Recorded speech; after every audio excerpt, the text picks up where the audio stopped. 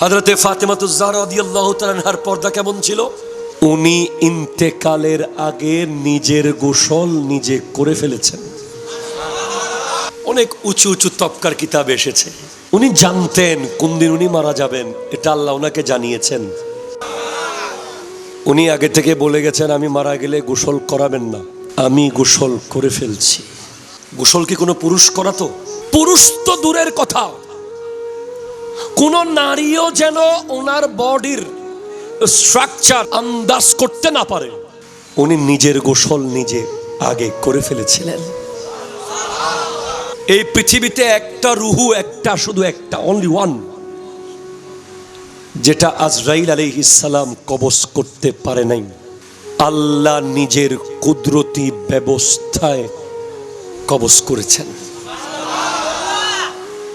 তাফসীর রুহুল বয়ান এসেছে, যখন আজরাইল ফেরেশতা আসলো মা ফাতেমার কাছে, বলে, আল্লাহ আমার পর্দা সম্পর্কে তুমি জানো, যদিও এই ফেরেশতা তোমার ফেরেশতা, এর পরেও আমি তাকে লজ্জা পাচ্ছি,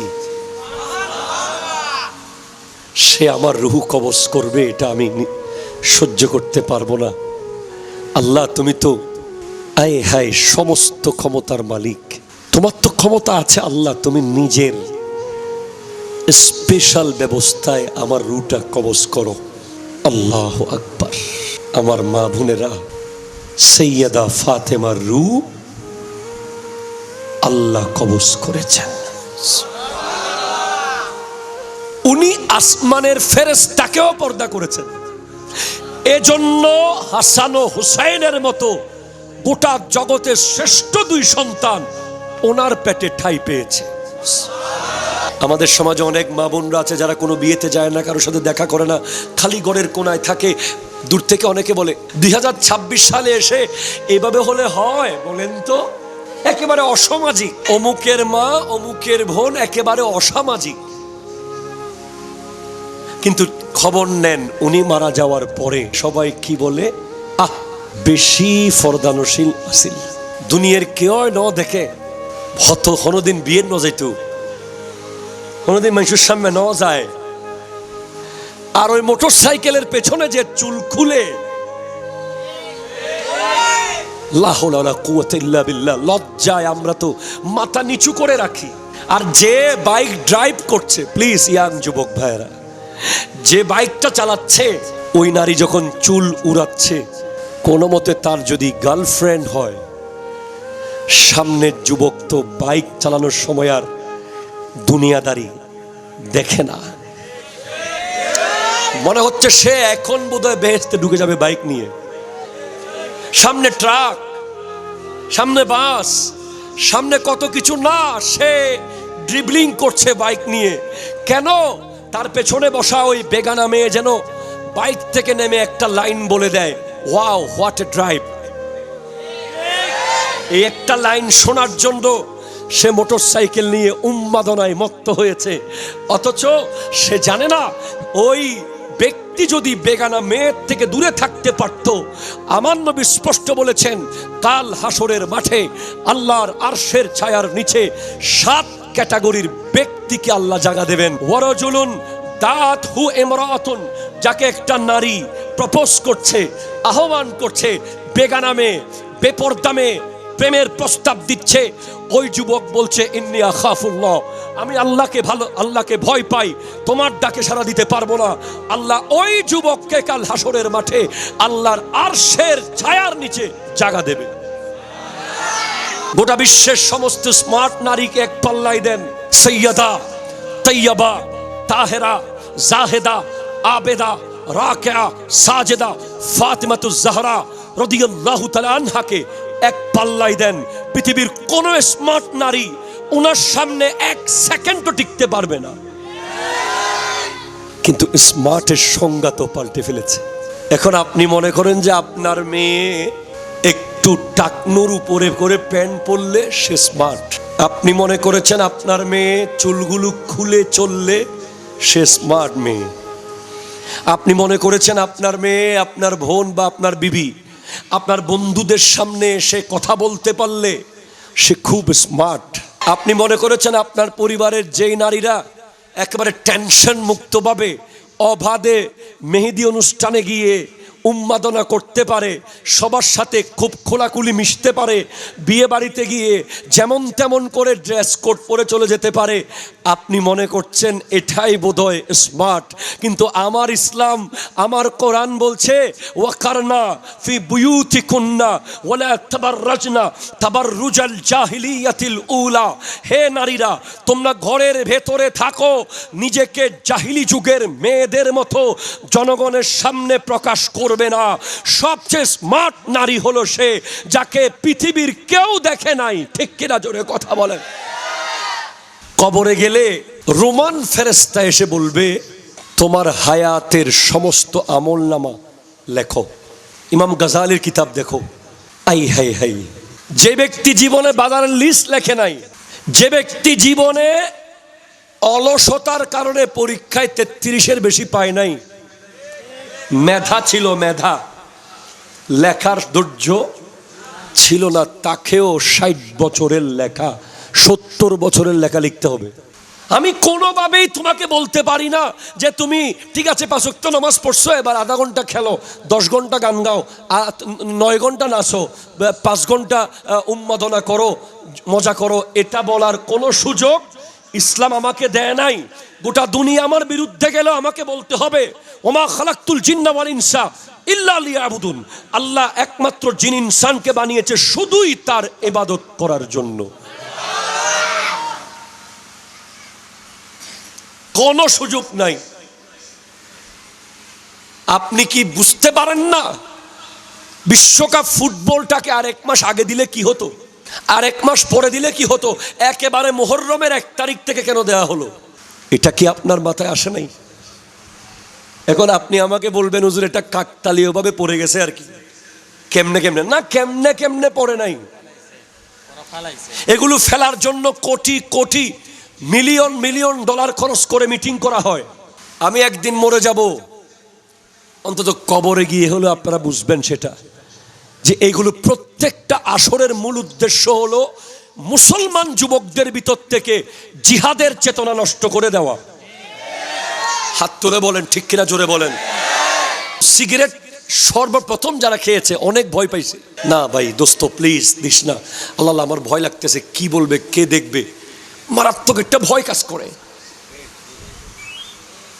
কিন্তু যেই মাত্র একবার খেয়ে ফেলেছে, পরে দ্বিতীয়বার আবার খেয়েছে, পরে তৃতীয়বার আবার খেয়েছে,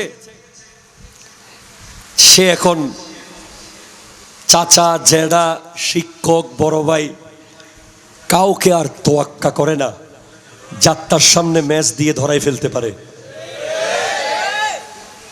ভিতর থেকে চলে গেছে তার আসল নিয়ামতটা, চলে গেছে যে ভয় ভীতি। সর্বপ্রথম যে করেছে তার হাত কেঁপেছে,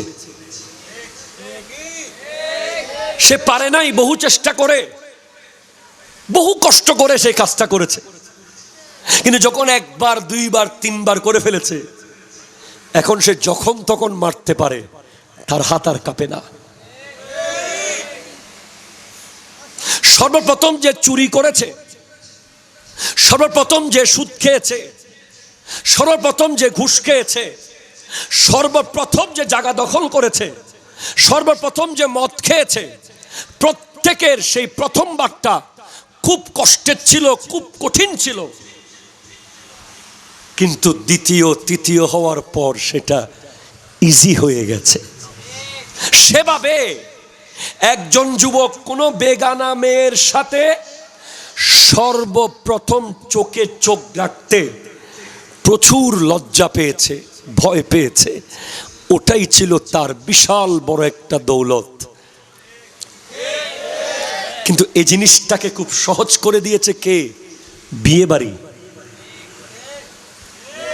মেহেদি অনুষ্ঠান, স্কুল কলেজের র্যাগ ডে, বিদায় অনুষ্ঠান, শিক্ষা সফর, এই টাইপের ব্যাপারগুলো ছেলে আর মেয়েকে যখন একসাথে মেলামেশা উঠা বসা আস্তে আস্তে ক্লোজ করে ফেলেছে, তখন মেয়েরা মনে করছে যে আর কি পর্দা করব, সব তো ডোন্ট মাইন্ড হয়ে গেছে। ঠিক কিনা জোরে কথা বলেন। আপনার প্রশ্ন হতে পারে, হুজুর আপনি কেন খেলা নিয়ে এত লাগলেন? আমি যখন গার্লফ্রেন্ড বয়ফ্রেন্ডের বিরুদ্ধে কথা বলেছি, কেউ কেউ বলেছে হুজুরকে জীবনে কেউ প্রপোজও করে নাই, হুজুরের ভিতরে প্রেম টেমও নাই। এখন যখন আমি ফুটবল নিয়ে কথা বলছি, বলছে হুজুর মনে হয় জীবনে ফুটবল খেলা খেলে নাই। হ্যাঁ, খেলেছি ছোটবেলায়, আমিও সাপোর্ট করতাম, মিথ্যা বলার দরকার নেই। আমারও এই ধরনের আসক্তি ছিল, কিন্তু যখন আমি কোরআন হাদিসের গভীর রিসার্চ করছি, আমি যখন দেখলাম যে এই ফুটবল বিশ্বকাপের উদ্বোধনী ম্যাচে সাইন, প্রত্যেকটা গায়ক নায়ক সাইনকে রিপ্রেজেন্ট করেছে। এখানে বাল দেবতাকে রিপ্রেজেন্ট করা হচ্ছে, এখানে এক চোখকে রিপ্রেজেন্ট করা হচ্ছে। দাজ্জালের আবির্ভাবের জন্য সমস্ত প্রস্তুতি নেওয়া হচ্ছে এই আসরগুলোর ভিতর দিয়ে। ঠিক কিনা জোরে কথা বলেন।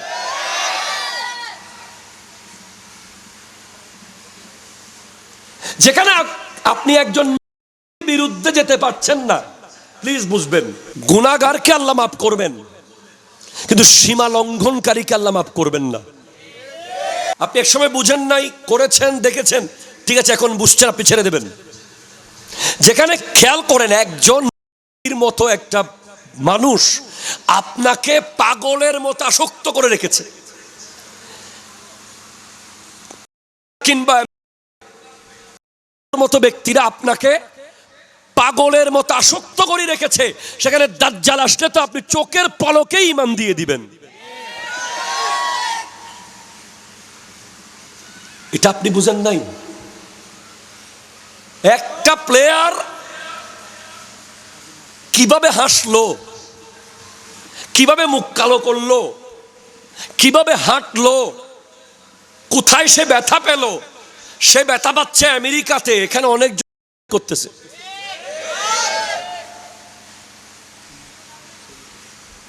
তাকে কোন একটা প্লেয়ার ধাক্কা দিছে আমেরিকাতে ফুটবল ম্যাচে, এখানে ওই প্লেয়ারের ধরে গালি শুরু হয়ে গেছে। আপনি কি বুঝতে পারতেছেন না এই আসক্তিটার শেষ সীমানা কোথায়? যে ব্যক্তি একটা খেলোয়াড়কে পর্যন্ত বিরোধিতা করতে পারছে না ইসলামের খাতিরে, সে দাজ্জালের বিরোধিতা করতে পারবে? বলেন পারবে? আপনি যখন আপনার পুরো পরিবারকে নিয়ে দেখেন এবং মজা করেন, তখন আপনার ছোট্ট শিশুটাও এটা বুঝতে পারে যে হাফ প্যান্ট পরা জায়েজ, সে মনে করে। এবং আপনি আপনার ছেলেকে এই ড্রেস পরিয়ে প্রস্তুত করতেছেন, অথচ আপনি আপনার ছেলেকে মসজিদের সামনের কাতারে এনে জুমার নামাজের পরে আরো 4 রাকাত, আরো 2 রাকাত পরে খতিব মহোদয়ের সাথে মুলাকাত করে যাওয়া প্র্যাকটিস করান নাই। আপনি আপনার ছেলেকে ইসলামের নিদর্শন, ইসলামের প্রতি আসক্ত হওয়ার ব্যাপারে এমন কোন প্রোগ্রাম করেন নাই। চ্যালেঞ্জ করে বলতে পারবো, আজ অবক্ষয় এখানে হচ্ছে। ঠিক কিনা জোরে কথা বলেন। তো এগুলোর সাথে মিলিয়ে আমি যে আয়াতটা তিলাওয়াত করেছি, বর্তমানে গত বেশ কয়েক বছর ধরে একটা আয়াত আমাকে খুব বেশি টাচ করেছে। এই আয়াতটা আমি যেখানে এই বিষয় আসে আমি পড়ি। সূরা মাইদার এই আয়াত রব্বুল আলামিন ইরশাদ করছেন, ইয়া আইয়ুহাল্লাযীনা আমানু, হে ঈমানদারেরা, লা তাত্তাখিজুল ইয়াহুদা ওয়ান নাসারা আউলিয়া, তোমরা আর নাসারাকে বন্ধু বানায়ো না। ঠিক কিনা বলেন? আল্লাহ কেন বানাবো না? কারণ বাদুহুম আউলিয়াউ বাদিন, তারা একে অপরের বন্ধু।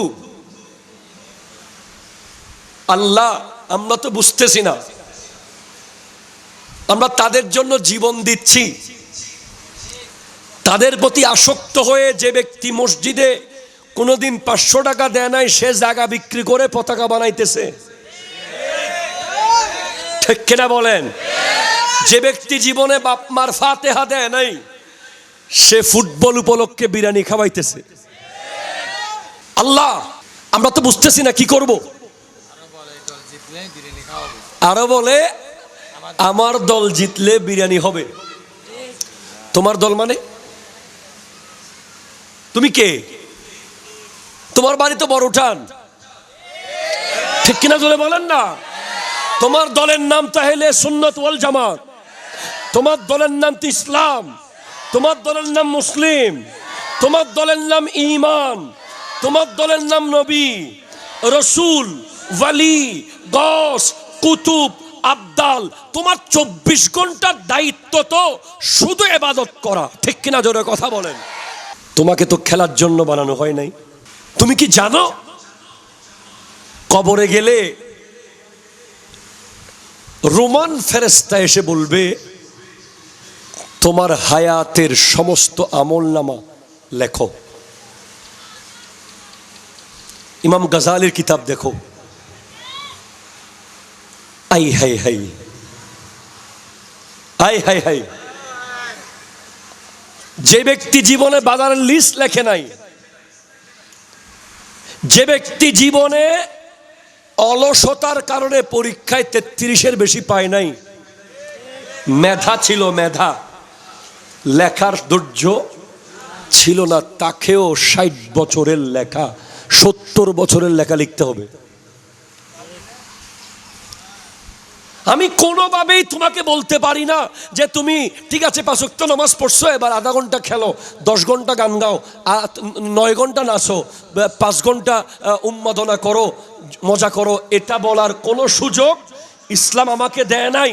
গোটা দুনিয়া আমার বিরুদ্ধে গেল, আমাকে বলতে হবে ওমা খালাকতুল জিন্না ওয়াল ইনসা ইল্লা লিয়াবুদুন। আল্লাহ একমাত্র জিন ইনসানকে বানিয়েছে শুধুই তার ইবাদত করার জন্য। কোনো সুযোগ নাই। আপনি কি বুঝতে পারেন না বিশ্বকাপ ফুটবলটাকে আর 1 মাস আগে দিলে কি হতো, আর 1 মাস পরে দিলে কি হতো? একেবারে মুহররমের 1 তারিখ থেকে কেন দেয়া হলো? এটা কি আপনার মাথায় আসে নাই? এখন আপনি আমাকে বলবেন হুজুর এটা কাকতালীয় ভাবে পড়ে গেছে আর কি, কেমনে কেমনে না, কেমনে কেমনে পড়ে নাই। এগুলো ফেলার জন্য crore crore million million dollar খরচ করে মিটিং করা হয়, ঠিক কিনা বলে? আমি একদিন মরে যাব, অন্তত কবরে গিয়ে হলো আপনারা বুঝবেন সেটা, যে এইগুলো প্রত্যেকটা আসরের মূল উদ্দেশ্য হলো মুসলমান যুবকদের ভিতর থেকে জিহাদের চেতনা নষ্ট করে দেওয়া। হাত তুলে বলেন ঠিক কিনা, জোরে বলেন। তাদের ভিতর থেকে ঈমানি জজবা নষ্ট করে দেওয়া, তাদের ভিতর থেকে ইসলামের পক্ষে কথা বলা। অন্তত যেতে না পারলেও আমরা তো পক্ষে কথা বলেছি, যার যতটুকু সামর্থ্য আছে আমরা সেটা প্রকাশ করেছি। আমার নবী বলেছেন জালেমের বিরুদ্ধে, অন্যায়ের বিরুদ্ধে তুমি যদি হাতে পারো হাতে কাজ করো, হাত দিয়ে দমন করো, হাতে না পারলে মুখে করো, মুখে না পারলে মনে মনে করো। জালিকা আদাফুল ঈমান, এটা সবচেয়ে দুর্বল ঈমান, মুখে প্রতিবাদ করা। এখন তো আমরা দুর্বল ঈমানটাও হারিয়ে ফেলতেছি, ঠিক কিনা জোরে কথা বলেন। আপনাদের তরুণ প্রজন্মের মাথা থেকে টুপি চলে যাওয়া এটা কাকতালীয় বিষয় নয়, এটা প্ল্যান। আপনার মাথায় কাটিং চুল আসা এটা কাকতালীয় নয়, এটা প্ল্যান করে এসেছে। আপনি 3/4 প্যান্ট পরে পরে মুসলমানের ছেলে হয়ে রাস্তায় হাঁটা, এটা কাকতালীয় নয়, এটা প্ল্যান করে হয়েছে। আপনি মুসলমানের ছেলে হয়ে রাস্তায় দাঁড়িয়ে দাঁড়িয়ে প্রস্রাব করা, এটা কাকতালীয় নয়, এটা বিশাল প্ল্যান। আপনার সমাজ থেকে ফাতেহাকে বেদাত তুহমত দিয়ে ট্রিটকে আমদানি করা কাকতালীয় নয়, প্ল্যানের অংশ। আপনাকে রসুলে পাকের সুন্নত মুসাফাহা কে কেড়ে নিয়ে হ্যান্ডশেক,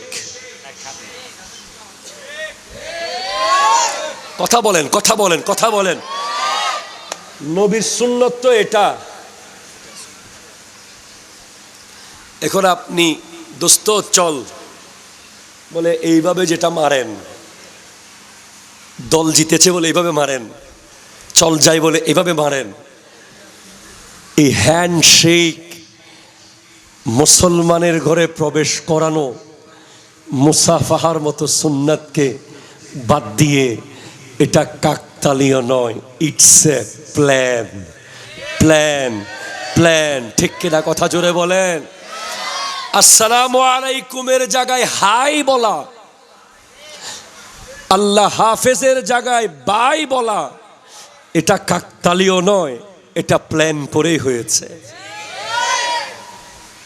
আপনার বাসার ভিতরে 24 ঘন্টা ওয়াইফাই চলা, আপনার পেটের বাচ্চার বোনকে মেরে ফেলা, আপনাকে সন্তান জন্মদানে অক্ষম করে ফেলা, আপনাকে চরম ইন্টারনেটে আসক্ত করে আপনার শরীরের সেলগুলোকে ধ্বংস করে দেওয়া কাকতালীয় নয়, এটা প্ল্যান। কারণ এখানে দুইটা বিষয়।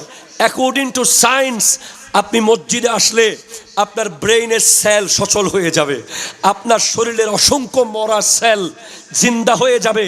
আর অ্যাকর্ডিং টু সায়েন্স, আপনি ইন্টারনেটের মধ্যে পড়ে থাকলে আপনার ব্রেইনের সেলগুলো আস্তে আস্তে মরে যাবে, আপনার বিবেক মরে যাবে, আপনার জেহেন শক্তি মরে যাবে, আপনার মুখস্থ করার ক্ষমতা মরে যাবে, আপনার শরীরের অসংখ্য সেল ধ্বংস হয়ে যাবে। এটা কাকতালীয় নয়, এটা প্ল্যান। ঠিক কিনা? জোরে কথা বলেন। আপনার বোন, আপনার স্ত্রী, আপনার মেয়ে বেপরদা ঘর থেকে বের হওয়া, এটা কাকতালীয় নয়, এটা বিশাল প্ল্যান করে করা হয়েছে। আপনাকে বোঝানো হয়েছে, তারা বুঝাতে পেরেছে। ভালো কোরআন শরীফ পড়তে পারলে ওটা স্মার্ট মেয়ে না। হিজাব নেকাব দিয়ে নিজেকে পুরো ঢেকে রাখলে ওটাকে স্মার্ট বলে না রে পাগলা। আপনাকে তারা বুঝিয়েছে, ইহুদি নাসারারা। টিকটক করলেই সেটা স্মার্ট। তারা স্মার্টের সংজ্ঞা পাল্টে ফেলেছে। আপনি বলেন গোটা বিশ্বের সমস্ত স্মার্ট নারীকে এক পাল্লায় দেন, সৈয়দা, তৈয়বা, তাহেরা, জাহেদা, আবেদা, রাকিয়া, সাজেদা, ফাতিমাতুজ জাহরা রাদিয়াল্লাহু তাআলা আনহাকে এক পাল্লায় দেন, পৃথিবীর কোন স্মার্ট নারী ওনার সামনে এক সেকেন্ডও টিকতে পারবে না। কিন্তু স্মার্টের সংজ্ঞা তো পাল্টে ফেলেছে। এখন আপনি মনে করেন যে আপনার মেয়ে একটু টাকনুর উপরে করে প্যান্ট পরলে সে স্মার্ট।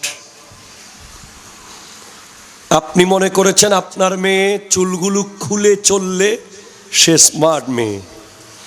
আপনি মনে করেছেন আপনার মেয়ে, আপনার বোন বা আপনার বিবি আপনার বন্ধুদের সামনে এসে কথা বলতে পারলে সে খুব স্মার্ট।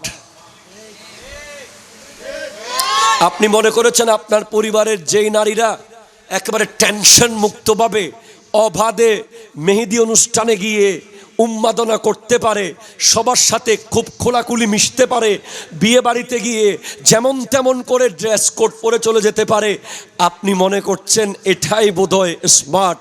কিন্তু আমার ইসলাম, আমার কোরআন বলছে ওয়াকারনা ফি বুয়ুতিকুন্না ওয়ালা তাবাররাজনা তাবাররুজাল জাহিলিয়াতিল উলা। হে নারীরা, তোমরা ঘরের ভেতরে থাকো, নিজেকে জাহিলি যুগের মেয়েদের মতো জনগণের সামনে প্রকাশ করো করবে না।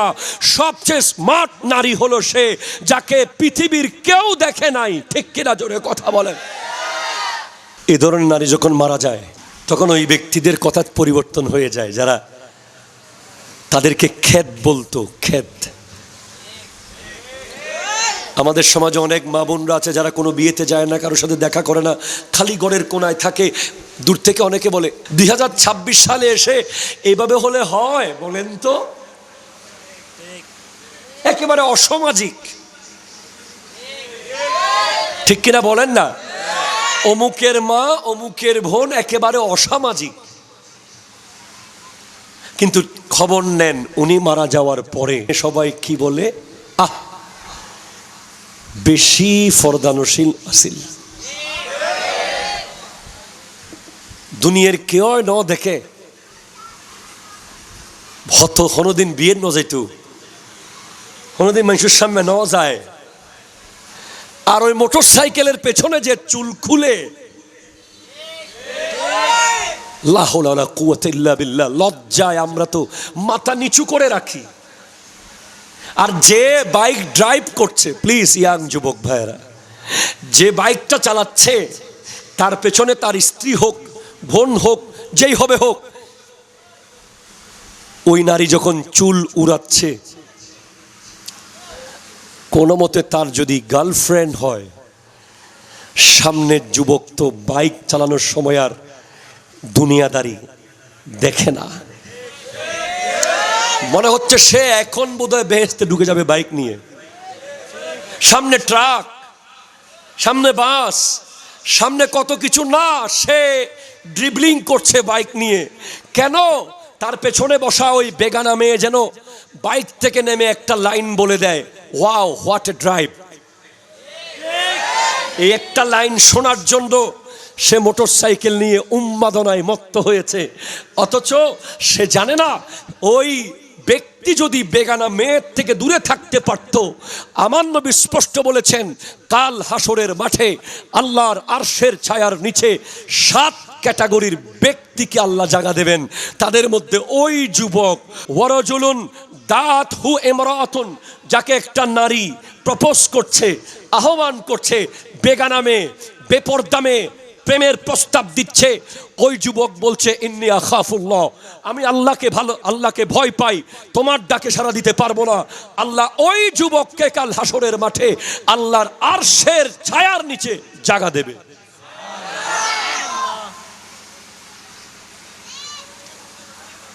এখন খুব লজ্জার বিষয়, আমরা তো বিয়ে বাড়িতে যাওয়াকে লজ্জা পাই, যাই না।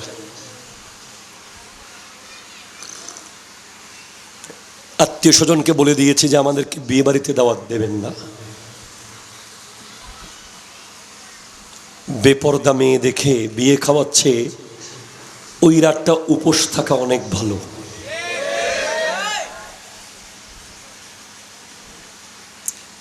আপনার মনে হতে পারে 1 মিনিট আধা ঘন্টা দেখলাম আর কি, এতে কি এমন হয়ে গেছে? না, আপনার ভেতরে সবচেয়ে দামি সম্পদটা হলো আল্লাহর ভয়। সবচেয়ে দামি। আপনি যখন এই টাইপের বিষয়গুলোতে আস্তে আস্তে অভ্যস্ত হয়ে যাবেন, ভয়টা আস্তে আস্তে কেটে যাবে। আমি একটা উদাহরণ দিয়ে বুঝাই। প্রথম সিগারেট সর্বপ্রথম যারা খেয়েছে অনেক ভয় পাইছে, না ভাই দোস্ত প্লিজ দিস না, আল্লাহ আমার ভয় লাগতেছে, কি বলবে, কে দেখবে, মারাত্মক একটা ভয় কাজ করে। কিন্তু যেই মাত্র একবার খেয়ে ফেলেছে, পরে দ্বিতীয়বার আবার খেয়েছে, পরে তৃতীয়বার আবার খেয়েছে, সে এখন চাচা, জেঠা, শিক্ষক, বড় ভাই কাউকে আর তোয়াক্কা করে না, যাত্রার সামনে ম্যাচ দিয়ে ধরাই ফেলতে পারে। ভিতর থেকে চলে গেছে তার আসল নিয়ামতটা, চলে গেছে যে ভয়, ভীতি। সর্বপ্রথম যে করেছে তার হাত কেঁপেছে, সে পারে নাই, বহু চেষ্টা করে বহু কষ্ট করে সেই কাজটা করেছে, কিন্তু যখন একবার দুইবার তিনবার করে ফেলেছে, এখন সে যখন তখন মারতে পারে, তার হাত আর কাঁপে না। সর্বপ্রথম যে চুরি করেছে, সর্বপ্রথম যে সুদ খেয়েছে, সর্বপ্রথম যে ঘুষ খেয়েছে, সর্বপ্রথম যে জায়গা দখল করেছে, সর্বপ্রথম যে মদ খেয়েছে, প্রত্যেকের সেই প্রথমবারটা খুব কষ্টের ছিল, খুব কঠিন ছিল, কিন্তু দ্বিতীয় তৃতীয় হওয়ার পর সেটা ইজি হয়ে গেছে। সেভাবে একজন যুবক কোনো বেগানা মেয়ের সাথে সর্বপ্রথম চোখে চোখ রাখতে প্রচুর লজ্জা পেয়েছে, ভয় পেয়েছে। ওটাই ছিল তার বিশাল বড় একটা দৌলত। কিন্তু এই জিনিসটাকে খুব সহজ করে দিয়েছে কে? বিয়ে বাড়ি, মেহেদি অনুষ্ঠান, স্কুল কলেজের র্যাগ ডে, বিদায় অনুষ্ঠান, শিক্ষা সফর, এই টাইপের ব্যাপারগুলো ছেলে আর মেয়েকে যখন একসাথে মেলামেশা, উঠা বসা আস্তে আস্তে ক্লোজ করে ফেলেছে, তখন মেয়েরা মনে করছে যে আর কি পর্দা করব, সব তো ডোন্ট মাইন্ড হয়ে গেছে। ঠিক কিনা? জোরে কথা বলেন। আমাদের পরিবারের নারীরা হয়ে যাবে, কিন্তু এত সাহস নাই যে কঠিন পর্দা ছাড়া ঘর থেকে বের হবে। সেই সাহস আমরা দিই নাই। আমাদের উস্তাদদের এমন এমন আহলিয়া মোহতারামা আছে যাদের চেহারা তো দূরের কথা, আওয়াজও পৃথিবীর কেউ শুনে নাই কোনোদিন। আপনি সেই মাকে কল্পনা করেন যার পেট থেকে শেরে মিল্লাত মুফতি ওবায়দুল হক নঈমী বের হয়েছে। আপনি সেই মাকে একটু কল্পনা করেন যার পেটের ভিতরে আল্লামা গাজী শেরে বাংলা ছিলেন। আপনি সেই মাকে একটু কল্পনা করেন যেই মায়ের পেটে আল্লামা সৈয়দ আহমদ শাহ সিরিকুটির মতো জাত 10 মাস 10 দিন ছিল। আপনি সেই মাকে কল্পনা করেন যে মায়ের পেটে গৌসে সমদানি, কুতবে রব্বানি, শাহবাজে লামকানি, শেখুল জিন্নে ওয়াল ইনস হুজুর শেখ সুলতান সৈয়দ আব্দুল কাদের জিলানি যে মায়ের পেটে ছিল, সেই মায়ের পর্দার অবস্থান কোথায় ছিল?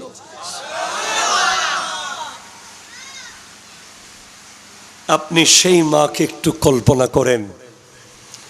হায় হায় হায়,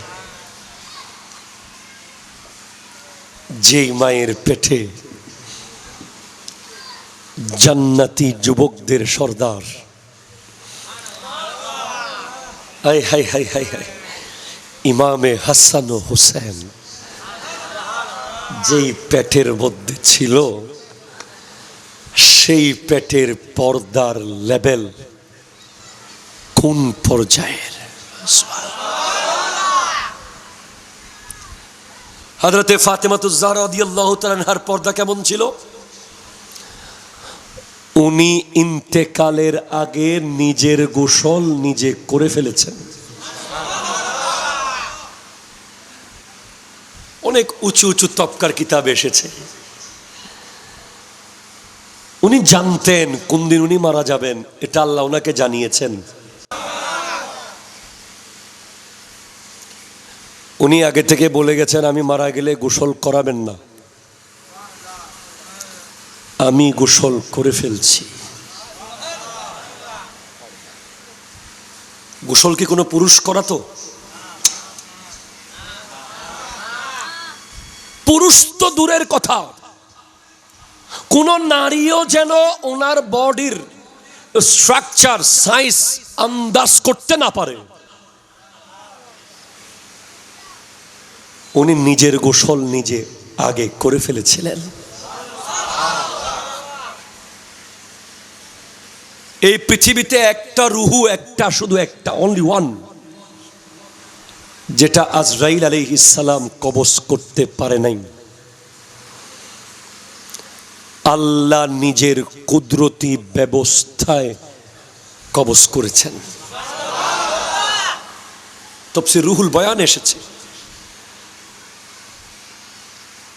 যখন আজরাইল ফেরেশতা আসলো মা ফাতেমার কাছে, বলে আল্লাহ আমার পর্দা সম্পর্কে তুমি জানো, যদিও এই ফেরেশতা তোমার ফেরেশতা, এর পরেও আমি তাকে লজ্জা পাচ্ছি, সে আমার রুহু কবজ করবে এটা আমি সহ্য করতে পারবো না। আল্লাহ তুমি তো আয় হায় সমস্ত ক্ষমতার মালিক, তোমার তো ক্ষমতা আছে আল্লাহ, তুমি নিজের স্পেশাল ব্যবস্থায় আমার রুহটা কবজ করো।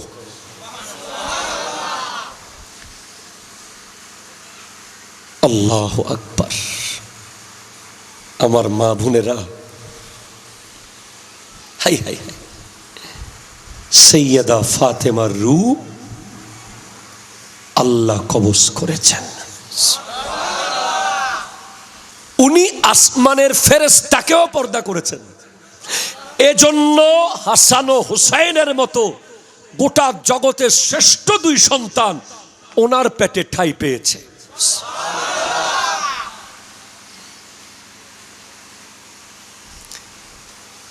এখন একটা সামান্য কদু গাছের দিকে একটু ভালো করে তাকালে কদু ঝরে পড়ে যায়, বদ নজর। একটা কাঁঠাল গাছের দিকে আপনি একটু বেশি করে যদি বলেন আইরে এত কাঁঠাল, দেখবেন কিছুক্ষণ পরে ধপ ধপ পড়ে যাচ্ছে। আইন হকুন। তো আপনি যে আপনার পেটটা দেখান, আপনি যে আপনার চেহারাটা দেখাচ্ছেন দুনিয়াকে বেপরদা হয়ে, আপনার প্রতি যে পরপুরুষ বদ নজর দিচ্ছে, আপনার গাছে কি আর ভালো ফল আসবে? আসবে না, কখনো আসতে পারে না, কোনোদিন আসে নাই, এটা অসম্ভব বিষয়। এজন্য দেখবেন যত বেপরদা নারী আছে তাদের সন্তান হয়তো ল্যাংড়া, লুলা, হয়তো দেখবেন সন্ত্রাস, হয়তো দেখবেন মাদকাসক্ত, সমাজের বোঝা। কারণ তাল গাছে তাল ধরে, বেল গাছে বেল। আপনি বেল গাছ থেকে তাল পাবেন না, কাঁঠাল গাছ থেকে আম পাবেন না। বৃক্ষ তোমার নাম কি? ফলে পরিচয়। High high high. আমাদের আত্মীয় স্বজন, উস্তাদ, পরিচিতদের মধ্যে এমন এমন নারীকে আমরা চিনি যারা কোনোদিন দেবরকেও দেখা দেয় নাই। দেবরকে আপনি এখন বলবেন হুজুর 2026 সালে এগুলো ওয়াজ করলে হবে? এখন তো দেবরের জিম্মাদারিতে, সরি আপনাদের গায়ে পড়ে আপনাদের সংসার ভাঙতে আমি আসি নাই, আমি যেটা হাদিসে পেয়েছি ওটা বলতে এসেছি।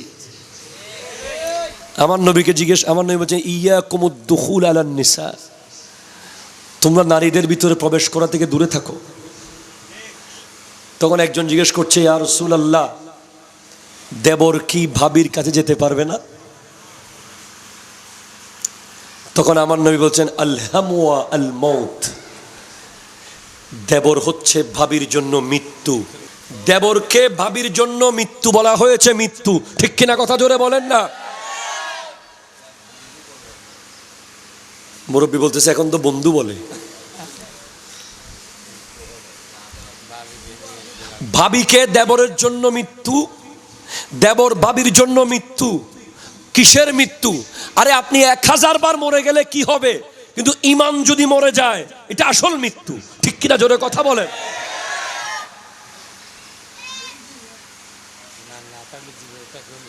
জীবিত মৃত্যু এটা অসম্ভব বিষয়। দুজনের মধ্যে বন্ধুত্ব, ভাই বোন, এগুলো সব আবেগের কথা। এটা সায়েন্স বলে না, এটা কোনো গবেষণা বলে না। আমার দেশে একদল বলে কি, আমার শুধু বন্ধু আর কিছু না। ওই মেয়ের সাথে তোমার কি সম্পর্ক? বলে না শুধু বন্ধুত্ব, এর বেশি কিছু না। কোন ছেলে আর মেয়ের বন্ধুত্ব হতে পারে না, পারে না, পারে না, পারে না, পারে না। এটা 1 মাস পর হোক, 1 বছর পরে হোক, 10 বছর পরে হলেও এটা অন্য জায়গায় যাবে, এটা বন্ধুত্বের মধ্যে থাকবে না। এখানে শয়তান 100% সে এইখানে ফাঁদ পাতবে এবং নারীকে শয়তান ওই পুরুষের জন্য রশি বানাবে, অথবা পুরুষকে নারীর জন্য রশি বানাবে। ঠিক কিনা জোরে কথা বলেন। তা এখন কেমনে থাকবেন ঘরে? তা আপনি কি তাইলে কি এখন ঘর ছেড়ে চলে যাবেন? না, আপনি ঘরে থাকবেন। আপনার ভাবির সামনে আপনার চোখ থাকবে নিচে, যখন প্রয়োজনে যাবেন। আর আপনার ভাবি আপনার সামনে থাকবে পর্দার ভিতরে। বেশি করা হয়ে যাচ্ছে মনে হয়। আমার কিচ্ছু করার নাই, আমার কিচ্ছু করার নাই। বাস ভাবির কোনো কিছু আনতে হলে নিজে গিয়ে নিয়ে আসবেন, সাথে করে যাওয়ার দরকার নাই। একটু মেনটেন করলে পারা যায়, আর একটু মেনটেন করতে না পারলে জান্নাত তো এত সহজ না যে কলা গাছে ধরে গেছে ছুলে খেয়ে ফেললেন।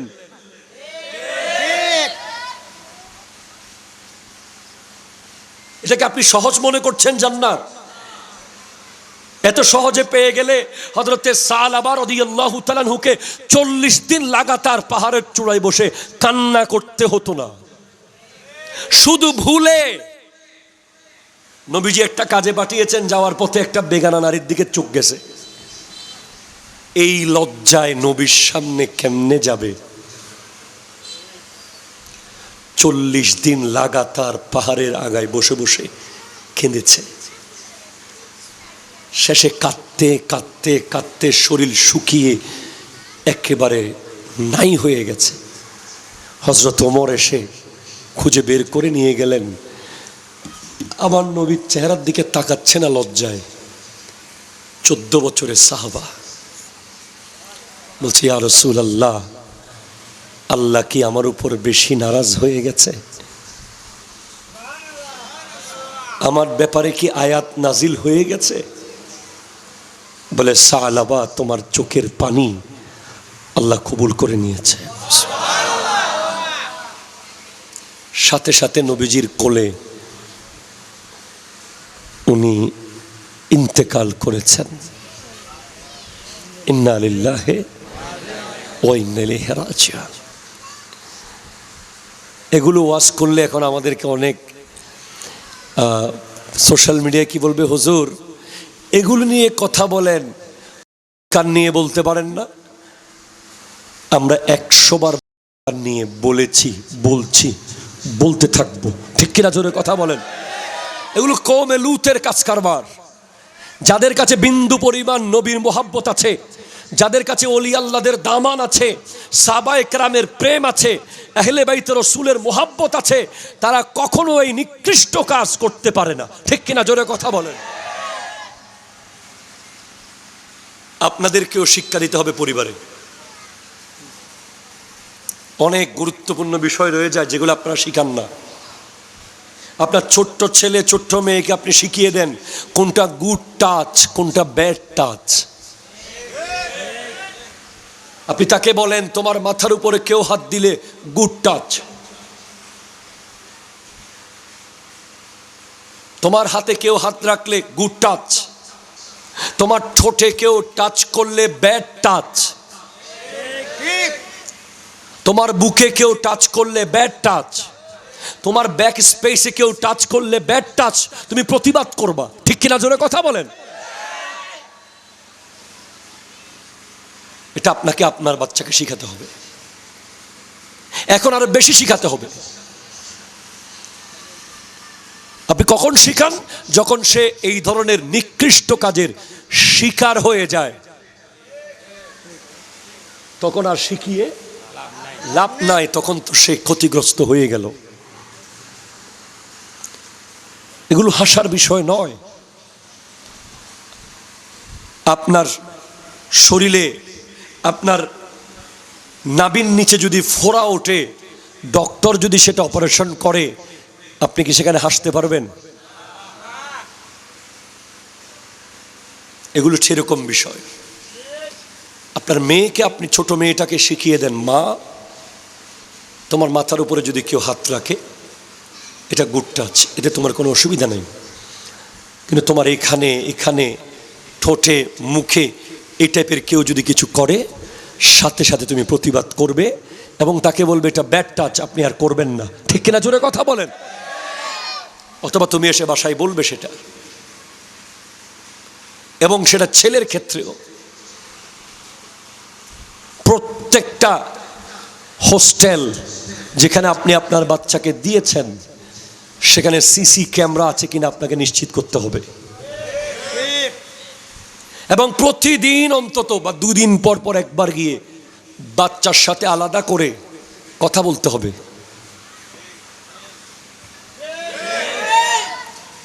সব কিছুর সীমা আছে, ঠিক কিনা জোরে কথা বলেন।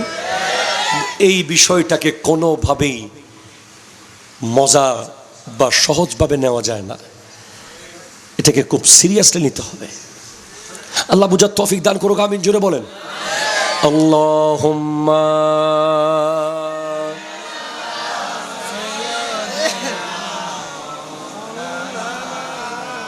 ওয়ালা আলি মা আল্লাহ আল্লাহ আল্লাহ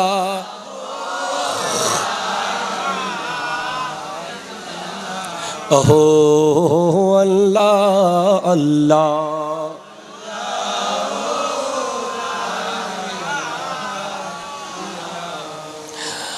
সোনার মদিনা আমার, সবই ভুলিব কিন্তু তোমায় ভুলিনি, হ্যাঁ ভুলিনি, হায় সবই ভুলিব কিন্তু তোমায়। আর সময় আল্লাহর চেয়ে দামি তুমি হও, খোদার সৃষ্টিতে তুমি শ্রেষ্ঠ ভূমি। মারহাবা বলেন আরো জোরে। নারায়ে তাকবীর, নারায়ে রিসালাত, নারায়ে গাউসিয়া। প্রধান আকর্ষণের আগমন। দরুদ শরীফ। আল্লাহুম্মা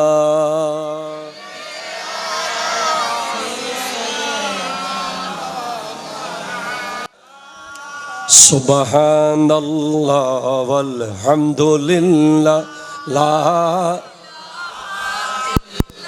লা ইলাহা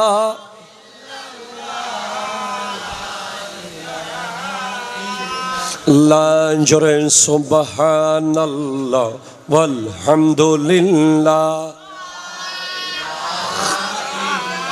লা ইলাহা।